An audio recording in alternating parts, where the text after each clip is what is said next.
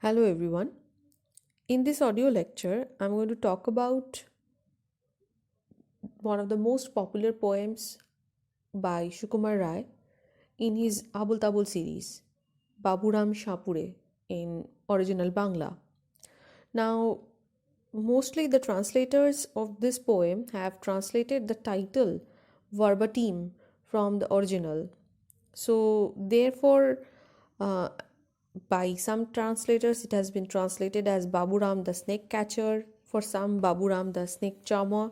Anyway, so there are not many debates around the title of this poem, at least.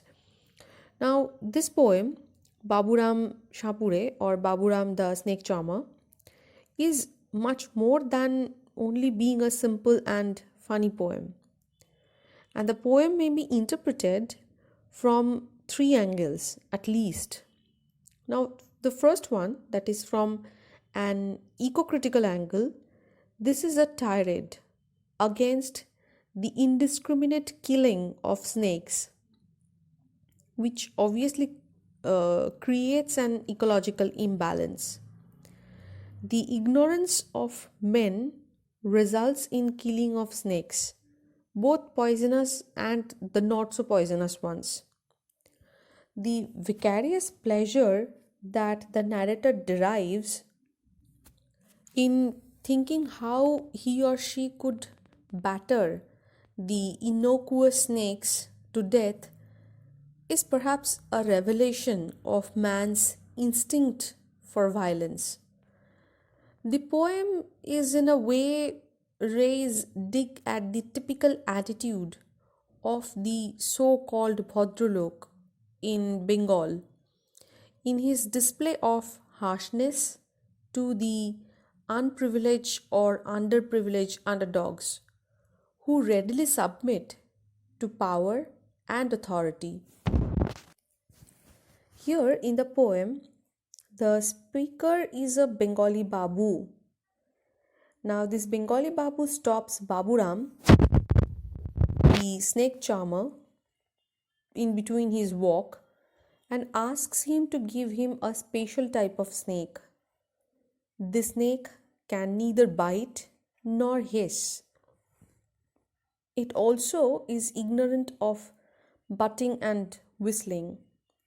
This snake cannot slink about nor show its fangs or bristle. This gentle snake must be satisfied with a feed of milk and rice.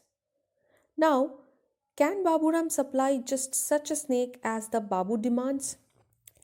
If he can, what will the speaker do with that snake? No, he will not feed it milk and rice. He will beat it on the head with a heavy stick, thereby killing a snake which is already almost dead. The main idea in the poem is the total incapability of the snake the speaker would like to have. The snake must be totally harmless and powerless. It must not bite, nor hiss, nor butt, nor whistle, nor show any fangs. Therefore, it should not be uh, alive enough to be content to feed on milk and rice.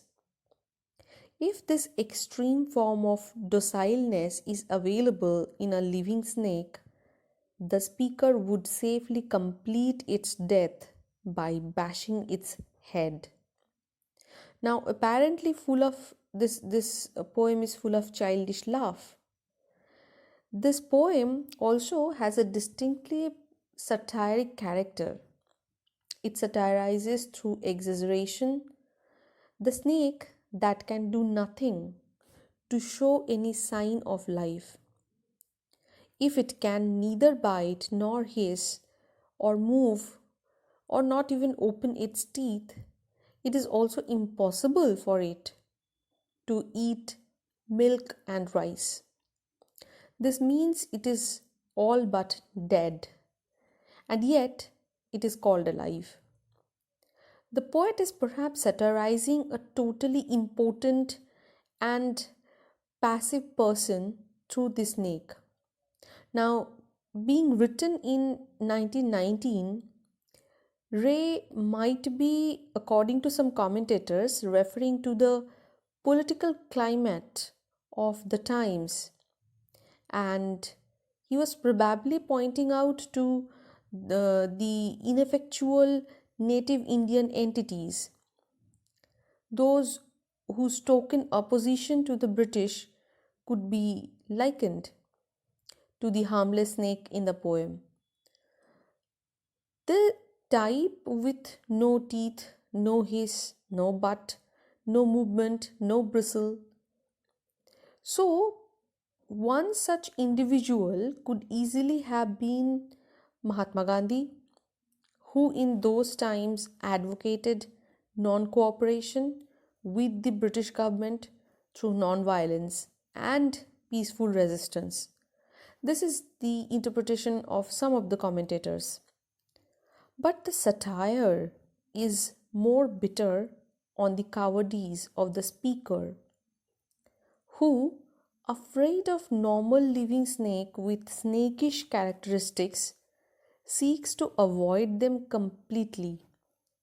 And this speaker wants a dead alive one, snake, which he wants to kill with a heavy stick. And therefore, by doing so, he wants to, win the name of being a hero. So, allegorically speaking, here the speaker of this poem might be the British Secretary of State for India, dealing with the Congress Party and the Muslim League, the two main Indian political organizations of the time, both of which Ray may have considered ineffective. Also, allegorically, Baburam, the snake charmer, represents the British government, on the other hand. Now, here another point should be noted, that it has nothing to do with allegory in the presentation of the harmless snake. It shows the poet's keen power of observation and sensitivity. He must have noticed the fact that sometimes snake charmers do carry some snakes which are totally reluctant to wake up, or even raise their head, or move or hiss at the sound of the charmer's pipe, or to respond to any of his effort to sway this way or that way. So, in fact, the speaker knows Baburam can supply him just such a snake as he wants. So, if we look at the technical aspect of this poem, then the poem consists of 12 lines arranged in 3 stanzas. The first and the third stanza are made of couplets. In them, the lines are longer and the movement is somewhat slow. The second stanza, containing an alternatively rhyming quatrain, has shorter lines and a faster movement. Now, altogether, the pattern somewhat resembles the swaying body of a snake as it dances to the tune of the pipe. The composer should be applauded for this symbolic representation of the snake's dance through the stanzaic pattern of the poem. So, in the first and the third stanzas, the lines are hexametric and even heptametric. In the second, the first line is tetrametric, the rest are trimetric. So, because of the overuse of anapaestic with iambics, these changes are there. In the first 2 lines, particularly the translator's prosody seems rather strenuous. So, there we can see the use of trochees, spondees, anapaests, etc. etc. Now, if we look at it very deeply, then there are actually 3 distinct voices in the poem. One is articulate, while the other 2 are silenced. The narrator's voice is the active voice in a way that commands the snake charmer's voice is on the receiving end here, because although it is he who controls and manipulates these snakes, he is ignorant of his power. He is miles away from the center of quote unquote power. Here, the snakes may represent the predicament of the repressed colonized Indians of the contemporary period. The aggressive snakes are like a potential danger to the elite narrator who is aware of his own impotence and is basically a coward. So, the narrator wants to torture and kill the timid ones in a bid to appease his instinct of revenge, or perhaps in order to leave a message to the rest that they too may face the same punishment. The narrator has a compulsive fear for venomous snakes. This fear escalates when the object of fear is irresistible, and this generates the instinct of violence and desire to exterminate the object of fear. In the Mahabharata, the epic, Janmejay, the son of Parikshit, arranged a holy ritual to destroy the entire species of snakes because the cause of his father's death was Takshak, a particular snake. So, Janmejay's mad scheme to destroy the clan of snakes was out of the instinct of both fear and vengeance. Here, the narrator may be interpreted as the representative of the ruling community. Men in power or men at the helm always have their works done through their agents. Like here, we can interpret the snake charmer Baburam to be that agent. But the agent is treated as a separate class. The poisonous snakes are the challengers who defy the authority of the ruling class in the society, and also they pose a threat to their complacents. Here, Shukumare, consciously or unconsciously, might be thinking of the British colonial power, the British police, who were predominantly Indians, and the freedom fighters. And one category of freedom fighters included the firebrand extremists, whom it was not easy or so easy to handle because they were ready to hit back. So the docile civilians were the soft targets who could easily be tamed and tortured. So, in a more general sense, the weak are always the targets of repression because it is easy to hit and kill a non poisonous snake. But cobras must be let alone because they can anytime get back to the harmer.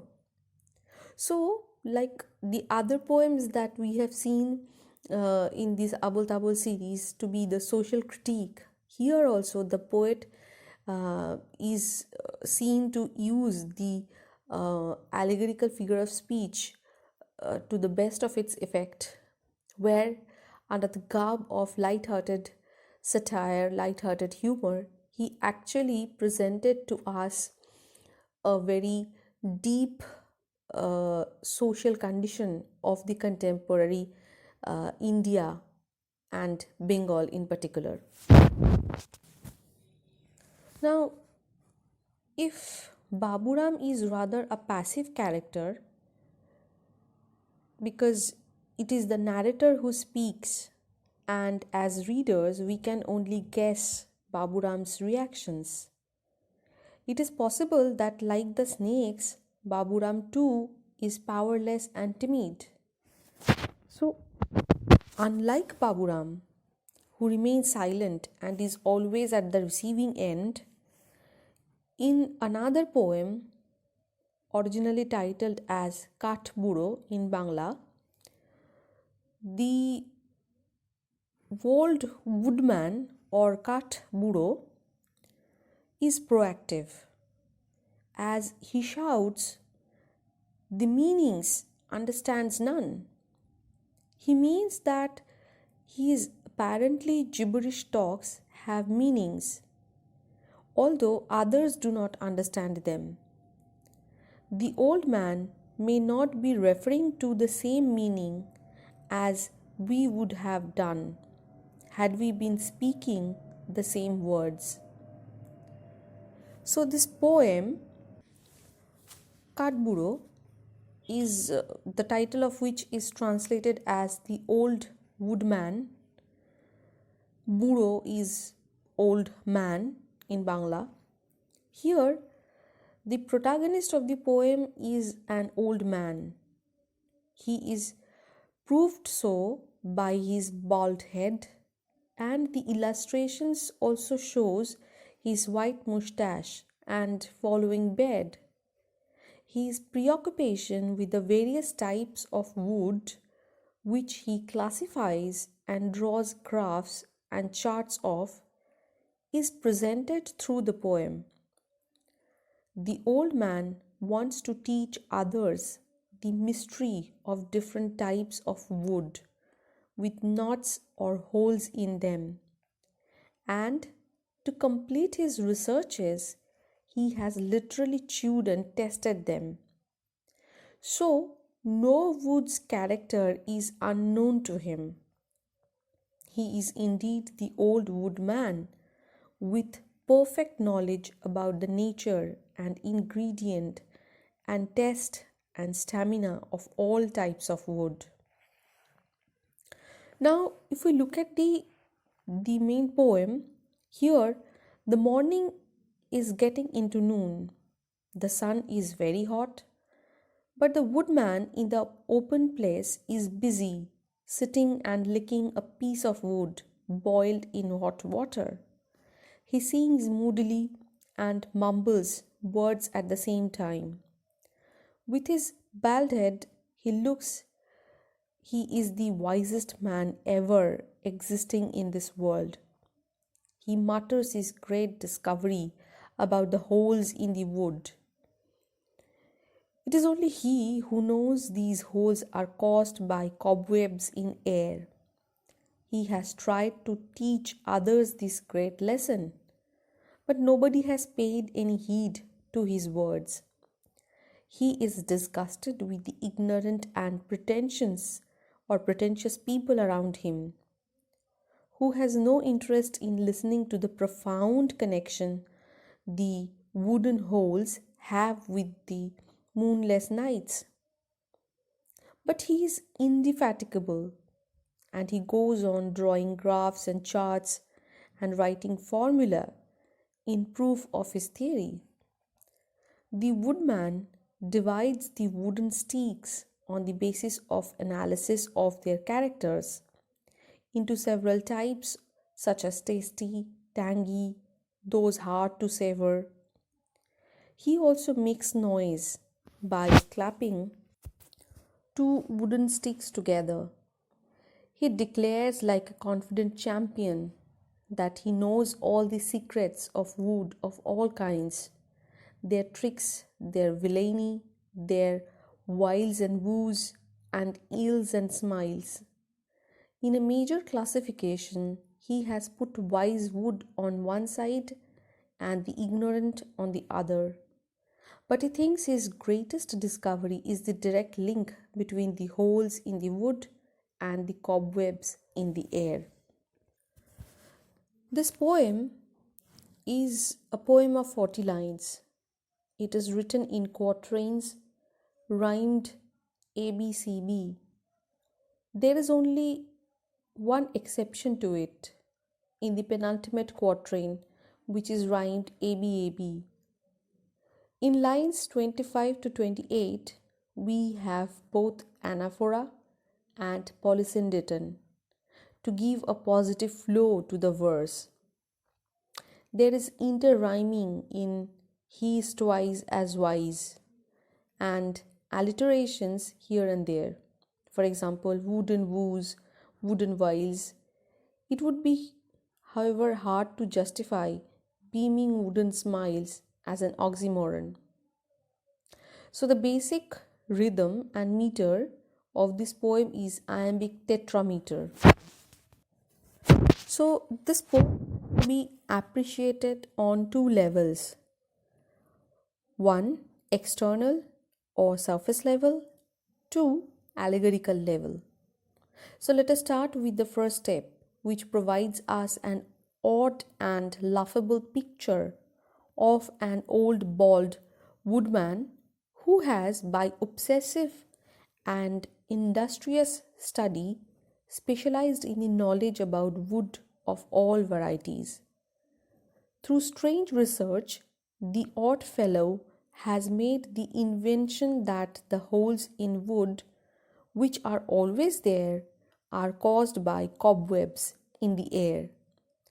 This is whimsical and funny in a manner typical of verse. How can cobwebs affect the wood? The question is never satisfactorily answered. It is like a puzzle, such as the Mad Hatter cites in Alice in Wonderland. The question is followed by another unanswerable question: how does the woodman get his knowledge? The protagonist goes further in absurdity regarding the same point, the holes in wood. He goes on to say that there is a close relation between these holes and the moonless nights. The sticks of wood are classified according to their tastes and other characteristics. And the most important thing is that they are all personified, like human beings. They have their secrets and villainy, illness and woes, as well as wills and smiles. This elaborate personification gives an additional dimension to the story of the wood as told by the woodman. Now, if we look at the allegorical level of the poem's interpretation, then quite a few commentators have agreed that the poem is a satire, especially directed at H. Risley, a British ethnographer, colonial administrator, and an ICS, who conducted extensive studies on the tribes and castes of the Bengal presidency, and who has a lot of similarities with the woodman of the poem. So, Sukumar Ray's poem was written in February-March 1915. It was the time for recruitment in the British Indian Army for the continuing First World War. Risley, much earlier, formally applied the caste system to the entire Hindu population of British India in the 1901 census, of which he was in charge. His findings shaped British recruitment policy in India during the First World War. He had particularly mentioned that people of Bengal were, by constitution, habit, and attitude, totally unsuitable for fighting. The various types of wood are easily comparable with various types of castes and races of the people of the then Bengal Residency. The old man's graphs and charts and formula is a rather straightforward reference to the anthropometric measurements on which Risley's conclusions were based.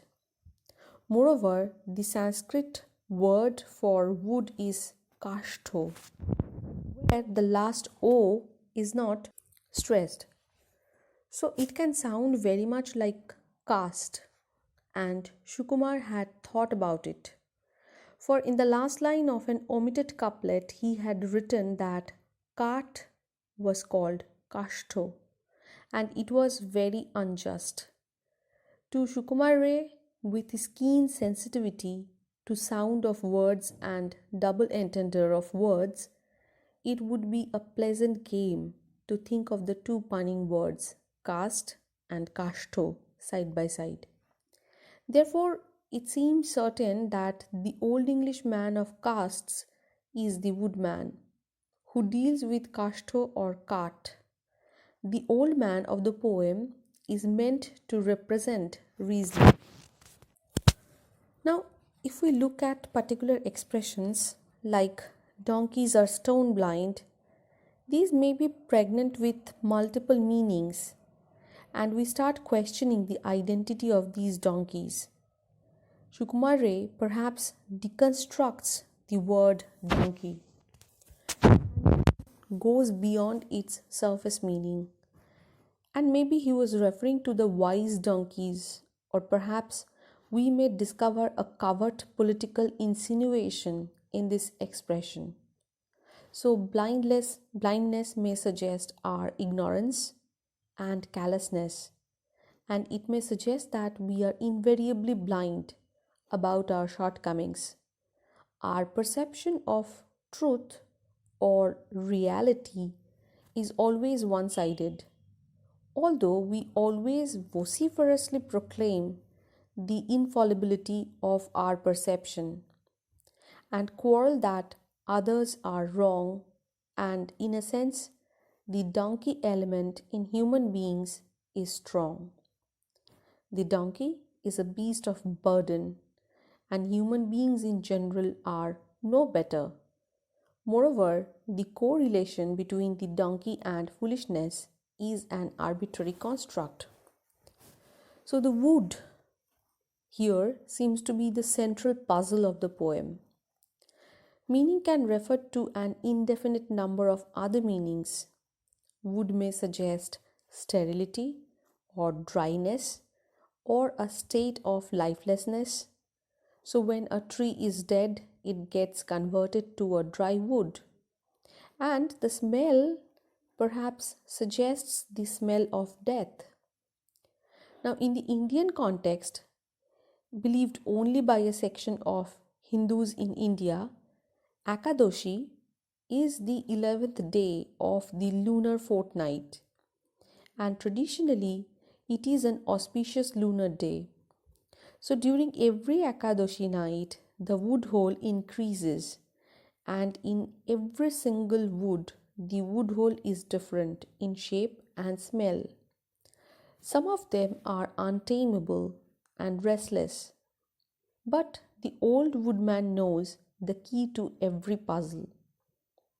So, the woodman who consumes boiled wood may be an ironical representation of a Pandit who claims to be the supreme scholar with a clue to every problem and puzzle of life. Wood may be a synecdoche symbolizing books. So, books were originally prepared using wood as one of the primary materials. So, the wise and experienced scholar is the old woodman who claims that he feeds on wood, or rather books, and knows all about them. In another poem, Jiboner Hisheb, The Accounts of Life, Sukumar Ray reveals a similar sarcastic attitude towards self-proclaimed scholars. So, with a load of scholarship, the Babu sir into the boat gets and asks the boatman, "Can you say why the sun rises and sets? Why the moon gets bigger and smaller? And why ebbs and floods in the river?" The confused old boatman gives a naive smile in open eyed wonder. So, this story is very strange because by the end it is proved that only bookish knowledge is not enough to survive in the practical reality of the world. Now, in Tagore's Tota Kahini, that is the tale of a parrot, Tota, the parrot, is a potential scholar. Teachers appointed by the king feed it with pages of books so that it can shallow knowledge in quick time. In a similar effort, perhaps the old woodman eats boiled wood So, The Old Woodman, the poem, may also be interpreted as a commentary on the inadequacy of human language and communication through a number of fixed sound codes or written sounds or signs.